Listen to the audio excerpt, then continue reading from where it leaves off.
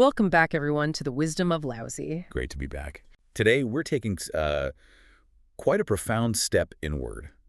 We're going to be guided by one of the most, I think, concentrated and maybe revolutionary pieces of wisdom in the entire Tao Te Ching. That's right. We're looking at Chapter 33. Exactly. Our mission today is to really crack open Chapter 33. It's only, what, 38 words long? Tiny, but packed. Absolutely. But it feels like a complete philosophical blueprint, for redefining things like personal success, power, even what it means to endure. It really is the essential pivot point in the text, I feel. You might remember from our last deep dive, we talked about Chapter 29. Right, where Laozi gave that pretty stern warning about external striving. Exactly. He basically said, the world is a sacred vessel. Don't mess with it. Don't try to grab it or control it. He who tries to control it harms it, I think is the phrase.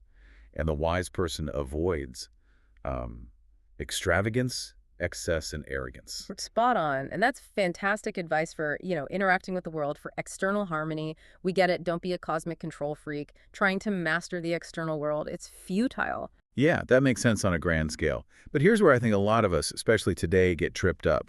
Okay, fine, don't try to conquer the world. But what about conquering, our own lives? What about personal ambition? That's the contradiction, isn't it? Our efforts to succeed, to make something of ourselves, are those also doomed if they're focused outward? Well, that's the core anxiety of modern life, I'd argue. We seem to be locked in this relentless cycle, external validation, constant comparison. Oh, totally. You just open your phone. Exactly. You open your phone, and what do you see? Peers getting promotions, checking in from amazing places, showing off big wins. Yeah, the highlight reel. And what's the immediate feeling? It's rarely just pure joy for them, is it? It's often anxiety. That little voice saying, am I keeping up? Am I smart enough? Is my job good enough? Is my salary okay? Did I get enough likes? It's exhausting. It is. And that impulse, that comparison, it's almost hardwired culturally, isn't it? We're taught to define intelligence by knowing others. Right, sizing up the competition, reading the room, strategy. And success becomes overcoming others, winning the race, getting the promotion, beating the rival. And in doing that, we basically just hand over the keys, don't we? The standard for our self-worth gets decided by this shifting, unstable external world. And Laozi argues this whole external chase isn't just tiring, it's fundamentally flawed. Remember Chapter 29 again? He who acts fails, he who grasps loses. If that applies to the world. How could it not apply to our personal striving too, that drive to prove ourselves? Exactly. So the big question pops up. Does wu-wei non-action just mean, well, accepting mediocrity? Giving up. But wait a second, isn't that kind of a dangerous path? If I stop trying to overcome others, if I just embrace contentment, isn't that just, a fancy excuse for not competing? For failing, maybe? But that's where you see the genius of Chapter 33. It fills exactly that gap. Laozi isn't telling you to be passive. Not at all. Okay. So what is he saying? He's calling for a radical shift in where you aim your ambition. He slammed the door on outward conquest in Chapter 29 for a reason. To point us somewhere else? Precisely. To guide us towards the only source of real lasting power, our own inner universe. He's not canceling strength or wealth or victory. He's redefining them. Taking the definitions back from society, from others. And rooting them firmly inside yourself. Okay, so that's the inward turn. It's like a revolution in values, starting with these really basic but profound questions. Absolutely. Like, what is true knowing? Is it figuring out other people or finally figuring out yourself? And what's real strength? Is it beating someone else in a fight or a deal, or is it conquering your own impulses, your own laziness or fear? And wealth, is it having a huge bank account, or is it that deep sense of peace that comes from contentment? And finally, permanence. Is it just about keeping the body going as long as possible, or is it something else, something about the spirit not perishing? Exactly. Chapter 33 gives us the complete system, distilled, just 38 words, but it's like this incredibly concentrated capsule of wisdom. A roadmap, almost. A complete roadmap, from just getting yourself established, knowing who you are, all the way to what you might call spiritual immortality. Okay, let's unpack this blueprint then. This roadmap for the inner universe. You said 38 words, structured almost like a poem. They really are. The DC Lao translation lays it out beautifully. It's 4 pairs of phrases, these parallel couplets, and they build on each other like climbing a ladder. Okay, let's hear the whole thing. All right, it goes. He who knows others is clever. He who knows himself has discernment. He who overcomes others has force. He who overcomes himself is strong. He who knows contentment is rich. He who perseveres is a man of purpose. He who does not lose his station will endure. He who lives out his days has had a long life. Wow. Yeah, the parallelism just jumps out at you, doesn't it? It makes the contrast so clear. Let's break down these distinctions, moving from that external game to the internal one. Let's do it. The first pair is all about knowing. You've got cleverness on one side. That's outward focused. It's strategic. It's about mastering the environment, reading people, predicting what rivals will do.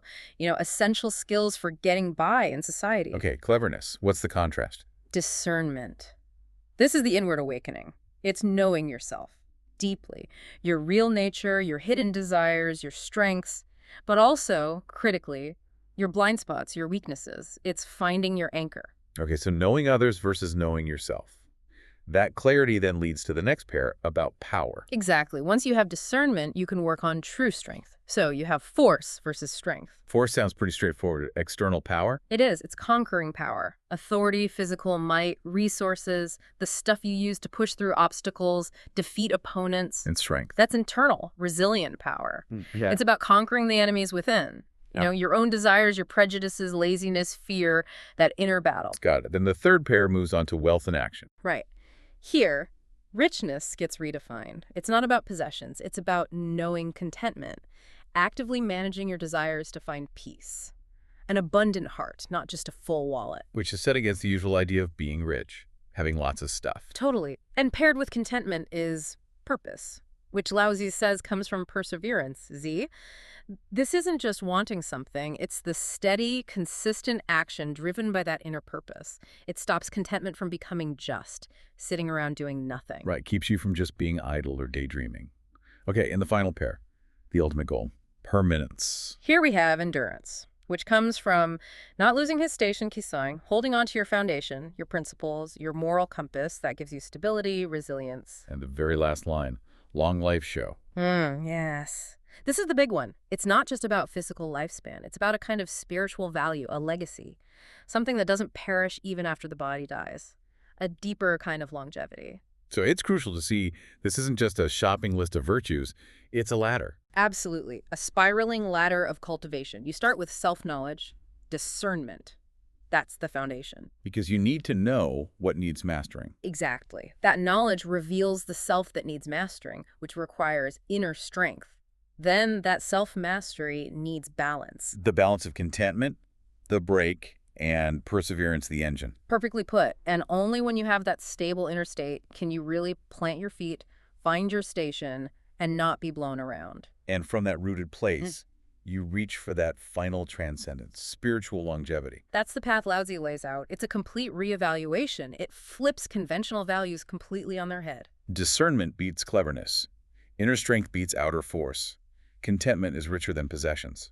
Purposeful perseverance trumps fleeting ambition. It forces you really to stop basing your self-worth on what others think, on the shaky ground of external opinion. And instead, plant it firmly in the solid ground of your own cultivated inner virtue. That's the revolution of Chapter 33. Okay, let's dig deeper into this ascent. Starting with that first big leap, cleverness versus discernment. Laozi sets up these two ways of knowing, right? He does. And he respects knowing others. He calls it cleverness, a necessary skill, a technique. But then he says, knowing oneself, that's discernment. That's the higher wisdom. It's a shift from looking out to looking in. I like that analogy you mentioned, the sea captain. It makes it really clear. The clever captain is a master strategist, right? Exactly. Knows the weather, the currents, the best ports, how to negotiate. A total pro at navigating the external world, successful by any normal standard. But the danger is, their gaze is always outward, always focused on the destination, the profit, the competition. Without maybe ever really checking the condition of their own ship, that's where discernment comes in. It's the inward turn. The captain puts down the telescope, stops looking at the horizon. It picks up an inspection lamp, starts looking at the vessel itself. Okay, so the focus shifts entirely. The questions change. Completely. The discerning person isn't just asking, how do I get there? They're asking, is my keel strong? What are my core values? Non-negotiables. Are there hidden cracks in the hull? My flaws, my biases, my blind spots? Is my ballast sufficient? Do I have the inner resources, the spiritual or emotional supports to handle storms? And maybe the biggest one. Given this ship, my unique nature, where am I truly trying to go? Not just where everyone else is headed. That's the core difference. Cleverness asks, how do I win the game everyone else is playing? Discernment asks, wait, what game aligns with me? What's my actual path? The historical commentators really shed light on this, don't they? Wow. Zhang Gong, back in the Han Dynasty, had a very practical take. He did. Very grounded. For him, self-knowledge wasn't just abstract thinking. It was about cultivating inner stability, almost like meditation. To listen inwardly to the soundless, to look inwardly at the formless. That's pretty evocative. It is. It's about withdrawing your senses from all the external noise and distraction and just focusing on what's actually going on inside. Mind, body. Practicing that consistently builds awareness. That's discernment for him. Then you have Wang Bi, 3rd century, more philosophical. Right. He saw cleverness as just surface level, seeing others, and that is all. Useful, but limited. And discernment. For Wang Bi, that was beyond cleverness. It required courage. You had to turn that sharp tool of intelligence, that searchlight you use on others, inward. Apply it to yourself. Yes. Yeah. And by doing that, you start to touch something fundamental, the root, as he calls it, the Tao itself. You realize the principles governing the universe are also inside you. Interesting. And Tzu, influenced by Buddhism. His angle was purification. He said, to distinguish is to know, to clear away obscurations is to discern. Obscurations, like dust on a mirror. Exactly. That's a perfect analogy he might use. Your mind is like a mirror. Cleverness is using it to brilliantly reflect the outside world. Discernment is turning the mirror around. And cleaning it. Yeah. Wiping off the dust. The dust of desire, prejudice, assumptions, all the stuff that clouds your inner vision and prevents you from seeing truth clearly. It's like spiritual housekeeping. And finally, Han Shen the King. He sounds like he had a pretty sobering view. He did. He really highlights the courage needed. He said something like, one who is enlightened in finding fault with others is surely benighted in finding fault with himself. Ouch. So it's easy to criticize others. Like shining an external flashlight. Easy to point. But knowing yourself, that's like turning on an internal X-ray machine. Takes guts to look at what's really inside, your own structures and diseases. Immense courage. And that kind of clarity, that discernment, naturally leads to the next step. It forces you to think about how you use your will. Which brings us right to that second pair. He who overcomes others has force. He who overcomes himself is strong. Exactly. Laozi pivots immediately. From knowing yourself, discernment, to acting on that knowledge, strength, the battle shifts, no longer external. But internal. Against yourself. Yes, overcoming others is force, external force, command, control, influence, resources, the power of a general, a CEO. We're trained to respect that kind of power, aren't we? Because it visibly changes things, quickly. We are, but Laozi contrasts it with strength, the power of self-overcoming. This is resilient power. It's different. Not the battle axe.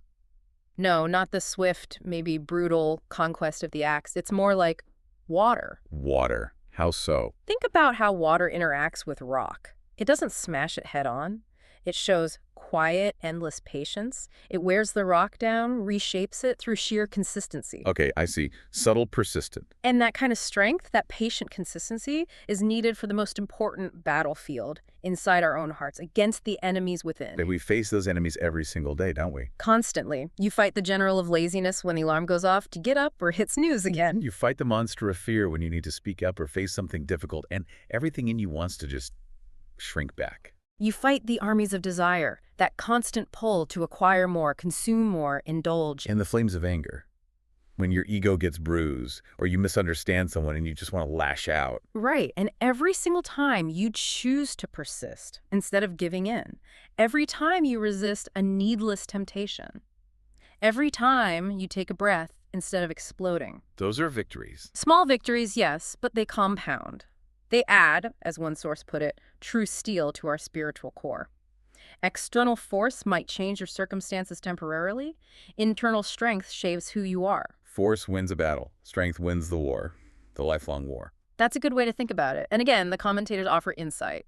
He, Shenggong, always practical. How did he see the strength? As the active practice of eliminating passions and desires, he saw those inner drives, greed, fear, anger, not just as distractions, but almost like inner collaborators, traders within the gates. Collaborators with external temptation. Exactly. If you can remove those inner hooks, that greed or fear, then the external bait, no matter how attractive, just doesn't catch. You remain undefeated from within. That makes sense. What about Wang Bi?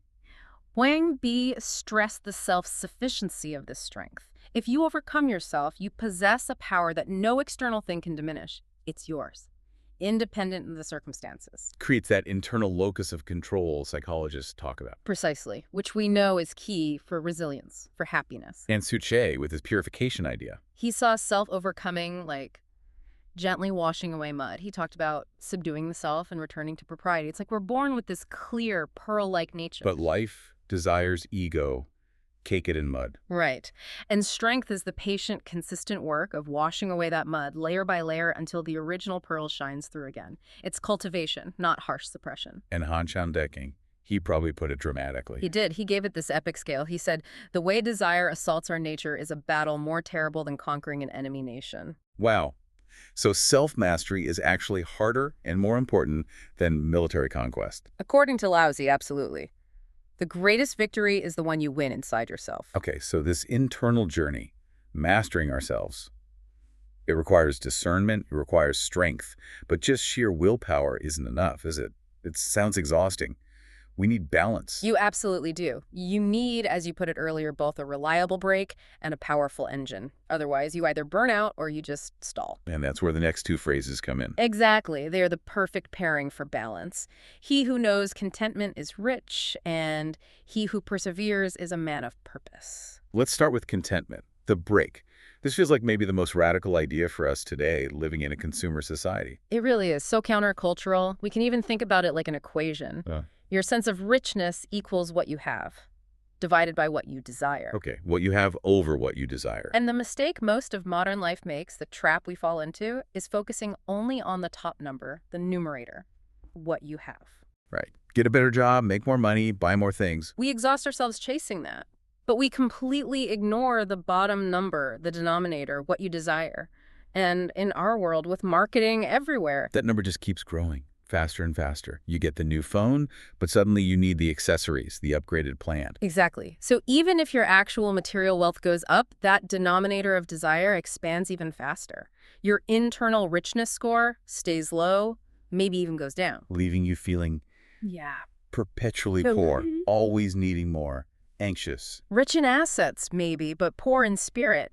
That's the state Laozi wants us to avoid. So the wisdom of contentment is about actively managing the denominator. Pruning those desires. Yes. It's about recognizing limits, understanding what's truly enough, and building a sense of self-sufficiency inside. Think about the contrast. Like the stressed-out Wall Street banker versus maybe the peaceful, small-town librarian or teacher. The banker makes millions, but is constantly comparing, always anxious about the next bonus, the next rung on the ladder. Spiritually, arguably, quite poor because desire always outpaces income. While the librarian might have a modest income, but finds real deep satisfaction in simple things. Community, quiet time, hobbies. Their desires are managed, aligned with reality. So they might have less stuff, but their feeling of abundance, their spiritual wealth is far greater. Contentment isn't just passively accepting less. It's the active, peaceful satisfaction that gives you real freedom. It's the essential break. Okay, the break is crucial. But Laozi isn't saying just hit the brakes and stop, right? He's a realist. Absolutely not. If you only have the brake, you stagnate. You become complacent, maybe idle. You need the engine to move forward, to realize your potential. And that engine is, he who perseveres is a man of purpose. Perseverance, Z. Right. And this is more than just stubbornness or grit. It's sustained, consistent action that's driven by an inner virtuous purpose. It's about keeping going consistently. What makes it purposeful, according to the commentators? Well, He Shangon connected it to the cosmos. He talked about persevering and doing good. His idea was that if your persistent efforts align with the natural way, with the Tao, then the Tao sort of works through you, has a purpose for you. Something like that. It becomes bigger than just your personal ambition. It becomes a force for good. Wang Bi emphasized diligence, didn't he? Linking it to another chapter. He did. He saw it as the spirit of the superior person who, upon hearing the Tao, like in chapter 41, doesn't just nod along, but diligently puts it into practice. It's the discipline that turns wisdom into reality. Consistent effort. And Ch.33 had that lovely metaphor. the bamboo. Yes, the deep mountain bamboo. Such a great image for inner loyalty. The bamboo isn't looking around, comparing itself. Is the pine taller? Is the peony prettier? No. It just focuses on its own growth. Quietly, steadily, day after day, sending roots deeper, growing taller, completely loyal to its own bamboo-ness, that quiet, non-competitive, relentless internal growth. That's perseverance. And Fu Perong, a modern scholar, connects this to habit formation. Right. He makes the practical point that most good habits, most cultivation, starts with a bit of forcing it. You force yourself to get up early. You force yourself to meditate or exercise or read. It feels unnatural at first. But the process of sticking with it, that repeated forcing until it becomes natural, comfortable, second nature, that process is perseverance. The engine becomes self-sustaining. Okay, so contentment and perseverance are this essential balancing act. Indispensable. Contentment frees you from being a slave to external demands, from that anxiety of comparison. It gives you liberty. And perseverance saves you from just drifting. It ensures you actually use that liberty to build something meaningful, to realize your inner value. One protects your inner resources, guards the baseline. The other helps you reach for the heights, but based on self-mastery, not external validation. Perfect balance. And once you have this internal value system, discernment, strength, contentment, perseverance established and held steady, that leads you to the final stage in the chapter, stability and ultimately transcendence. Okay, the last two lines. First, he who does not lose his station will endure. What exactly is this station, Ki-son? It's your foundation, your spiritual home base. It could be your core principles, your sense of calling, your unwavering moral compass. It's the thing you stand on the ground beneath your feet internally. So holding on to that station gives you endurance. Yeah. Like a tree. Exactly like a deeply rooted tree. It stands firm against storms, economic downturns, criticism, personal loss. It grows according to its own inner rhythm. And someone who's lost their station. They're like rootless duckweed on a pond, blown this way by public opinion, pulled that way by the latest trend. Fragile, unstable, easily swept away. They can't endure. The commentators had different takes on what this station actually is, didn't they? They did, showing its richness. He, Shanggong, ever practical, linked it to the body. Your station is your vital essence, your health. You need to preserve that foundation first. Makes sense. Can't do much without health. Right. Then Wang Bi saw it more philosophically. Your station is your unique place in the grand scheme of things. The role or path you discover through self-reflection, understanding your capacities, and then acting consistently within them. So losing your station, for him, would be abandoning who you really are, trying to be someone else based on external pressure. Precisely. Chasing a role or status that doesn't fit your true nature. And Hanshan Diking.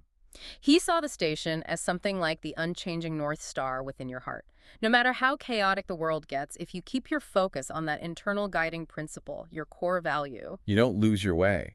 You maintain your orientation. Yes. And holding fast to that, whatever you define it as, gives you endurance, stability, resilience. But endurance still sounds, well, kind of down to this life, this world. Laozi seems to be aiming higher in the very last line. He absolutely is. This is the ultimate payoff. He who lives out his days has had a long life. But the original Chinese is more striking. It's literally, he who dies but does not perish has longevity. Dies but does not perish. Okay, that's a disjunction. It's earth-shattering. It elevates the whole chapter beyond just living well. Stay is death. The natural end of the physical body happens to everyone. Law of nature. But Wang, perishing, that's different. Completely different. Wang is annihilation. It's the wiping out of a person's meaning, their value, their influence, their memory. It's ceasing to exist in any meaningful way. So true longevity show isn't just avoiding physical death for longer. It's ensuring that even when your body dies, your spirit, your value, your essence does not perish. It avoids annihilation. Can you give an example? Yeah. Think of, say, a fleeting pop song. It's huge for 6 months. Everyone knows it. Stan happens eventually. Their play stops. But a year later, it's totally forgotten. Its fame has perished. Wong. Okay, versus someone like, well, Laozi himself, or Socrates, or Newton. Their physical bodies died long ago. But their ideas, their spirit, their influence, it continues. It circulates. It hasn't perished. Huang. That's longevity in this deeper sense. Okay, that makes it clear. And the sources give different ways to understand this not perishing, right? 4 layers. Yes, 4 really helpful layers. The first is the practical layer. Again, from He Shanggong, he connects it back to daily virtue. How so? He basically says, live harmoniously, The eyes not looking wantonly, the ears not listening wantonly, the mouth not speaking wantonly. Don't stir up trouble. Don't create resentment or conflict. By living consistently well, you. You naturally promote physical longevity, sure, but more importantly, you ensure your legacy is one of peace, not discord. Your influence continues positively. That's a practical form of not perishing. Makes sense. Then the social layer. This is closer to maybe Confucian ideas, like Liang Qichao's three immortalities. Virtue, achievement, and words. Writings, ideas. So your good deeds, your accomplishments, your influential ideas, they live on after you. Exactly. Your spirit, your character, your impact continues to influence future generations. You achieve a kind of social immortality by not being forgotten. Your value persists in the collective memory. Okay, what about the metaphysical layer? This sounds very Taoist. It is. This is core Taoism, articulated beautifully by Wang Bi and Hanshan Diking. The key analogy here is the wave in the ocean. Our individual life is the wave. Right. It has a unique form. It rises, it crests, eventually it falls back, it dies. But the water itself. The otter, the substance, the Tao, your true underlying nature. It doesn't perish. Wang. Your specific form dissolves, but the essence rejoins the vast ocean, the cosmic great self. True longevity is realizing you are part of that eternal flow, dissolving the small, separate self back into the all. Wow. Okay, and the fourth layer, the materialist layer. This is fascinating, coming from scholars like Wang Fuzi.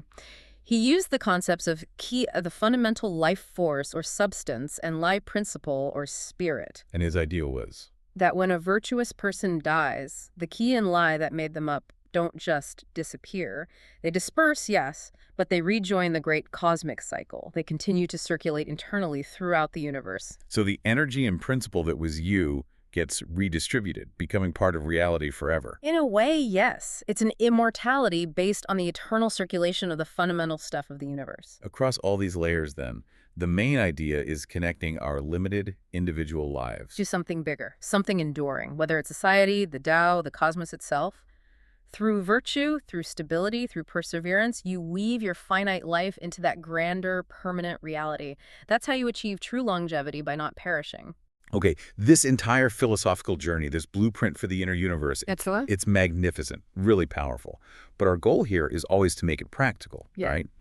How does someone listening today take this ancient wisdom and turn it into, well, almost like muscle memory? Daily practice. Absolutely. If Chapter 33 is a self-construction handbook, we need the exercises. We need concrete tools to put these 4 pairs of values, knowing, strength, contentment, perseverance, into actual practice. Turn the principles into habits. All right, let's get practical. First up, the practice of knowing. Exercises for self-discernment. How do we get better at knowing ourselves? We need to uncover the hidden drivers behind our choices. A great exercise is to map your motivation profile. Take a recent decision, maybe a job change, a conflict, a significant purchase, peel back the layers. Layer 1. Surface goal, what did you think you wanted? I wanted a higher salary. Okay. Layer 2. Deeper desire, what was underneath that? Maybe I wanted to feel more respected by my family or peers. And layer 3. The really deep one. Core fear. What were you really afraid of? Maybe I was afraid of being left behind, of seeming like a failure compared to others. And that fear is usually the real driver, isn't it? Often, yes. Seeing that fear clearly is discernment. That's the X-ray Hanshan Decking talked about. Okay, that's one tool. What else for self-knowing? Complement that with creating your personal boundary list. This is crucial. Define your limits across maybe 4 key areas: your energy, your time, your attention, and your emotions. Limits like? For each, define an upper limit. Your breaking point, like working 12 hours straight. A lower limit, your non-negotiable minimum for self-care, like needing 1 hour alone daily. And your safe zone, where you function best, like maybe an 8-hour workday. And knowing that safe zone helps you see. Immediately when you're pushing yourself too hard, usually driven by external pressure or unchecked desire, and violating your own inner peace, it gives you a clear internal compass. Got it. Okay, next, the practice of virtue. Exercises for self-overcoming. Building that inner strength. How do we train that muscle? Small, consistent resistance. Think of it like delayed gratification training. Set little rules for yourself. The examples? Okay, maybe a strict 48-hour waiting period before buying any non-essential item online over, say, $50. That pause creates space. Space for desire to cool down and discernment to kick in. Exactly. Or another small one. Consciously practice eating only until you're about 70% full. It's a tiny daily victory against the armies of indulgence, builds discipline. What about overcoming mental habits, like prejudice? That's key for discernment, too. Practice prejudice breaking. Once a week, pick a belief you hold strongly, could be political, moral, about a competitor, anything. And then? Force yourself to argue convincingly for the opposite side. Seriously. Come up with 3 strong, genuine points supporting the view you disagree with. Ooh, that sounds challenging. But it breaks down that internal enemy of, I'm always right. Precisely. It makes the mind more flexible, less rigid, more open to seeing things clearly, which is discernment, and requires self-overcoming to do honestly. All right, moving on to the practice of economics. Exercises for contentment. Making that richness formula practical. We need to see our desires clearly. Try desire-based accounting. When you track your spending, especially non-essentials, categorize each purchase. Is it a genuine necessity? An improvement, something that adds real lasting value. Or pure vanity, bought for status, ego, fleeting pleasure. And then look at the ratios. Yes. Review it monthly. You'll get ruthless clarity on where your money is really going and what desires are actually driving your spending. It shows you where the denominator in that richness equation is getting inflated. And maybe set a limit. Definitely. Set your desire red line. Pick areas where you're most tempted, gadgets, clothes, eating out, whatever. Set a strict monthly budget limit for that category. And if you hit the red line, you stop spending in that category for the month. Crucially, you then consciously switch to alternative forms of satisfaction. Instead of buying new clothes, maybe organize your closet, appreciate what you have. Instead of gadgets, learn a skill. Rechanneling the desire. Managing demand, not just supply. That's the heart of contentment. Okay, now the practice of will. Exercises for perseverance. Firing up that engine. First, reframe your goals. Rewrite your ambitions. Shift away from purely performance-based goals like get a promotion in 12 months towards sustainable, virtue-based state descriptions like become a more trustworthy, reliable, and knowledgeable colleague. Or develop the habit of consistent daily learning in my field. Why is that better for perseverance? Because it's driven by internal standards of character and effort, not external outcomes, which you don't fully control.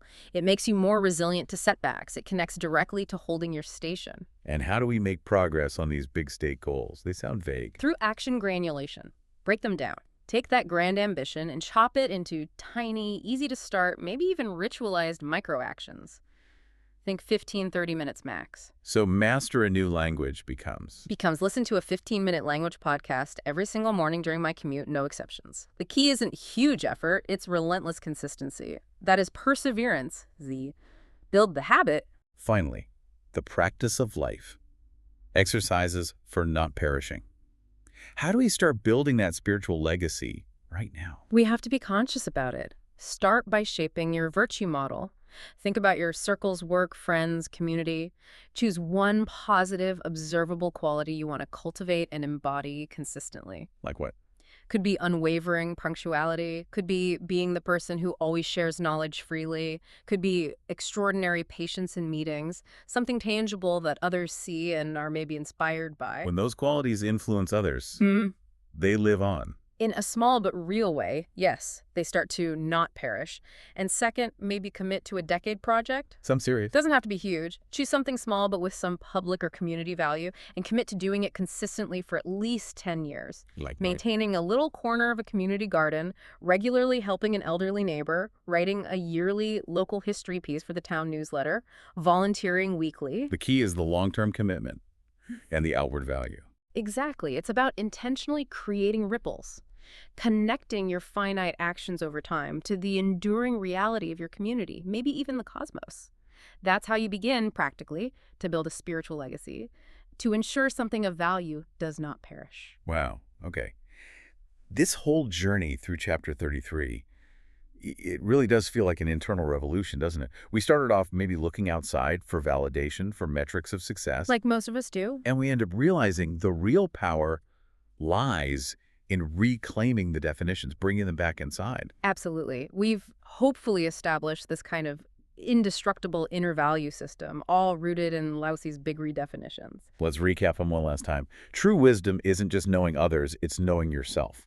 True power isn't forcing others, it's overcoming yourself. True wealth isn't possessions, it's contentment. True purpose isn't fleeting ambition, it's steady perseverance. And true permanence, true longevity isn't just living longer, it's ensuring your spirit, your value does not perish. It's quite amazing, isn't it, to think that 2,500 years ago, Laozi was guiding people through this same inward turn. It reminds you of that shift in ancient Greece too, doesn't it? From focusing on the city-state To focusing on the soul, the individual's inner world. It seems like the real revolution, maybe in any era, happens when we stop relying so much on the shifting sands of the external world. And move our foundation back to the solid ground within ourselves, cultivated through these practices. And maybe the ultimate truth, the guiding principle from Laozi here, is just remembering those core comparisons. Overcoming others, hard, sure, but overcoming yourself, that's the real victory. Getting rich, difficult, but being content, that's real wealth. Living a long time, also hard and partly luck, but ensuring your value doesn't perish, that's true longevity. It really is about taking back the power to define our own happiness, our own success, and giving it back to the master within, that discerning, strong, contented, persevering self. And, this whole journey of self-overcoming, building this inner foundation, it does something else too. It builds a crucial bridge, a bridge towards understanding the great Tao itself. Ah, okay. So where does this lead us next? Well, it leads us to ask, why? Why is the Tao considered so great? Interestingly, the text suggests its greatness comes precisely because it doesn't claim greatness for itself. It operates subtly, humbly. So our own journey of internal cultivation mirrors the way the Tao itself works. That's the profound connection we need to explore next time. How does this individual self-mastery ultimately merge with or reflect the vast, eternal way of the cosmos? Fascinating. Okay, join us next time as we explore that cosmic connection. That's right. Till then, keep that lamp of discernment lit. And keep fighting the good, fight the inner war.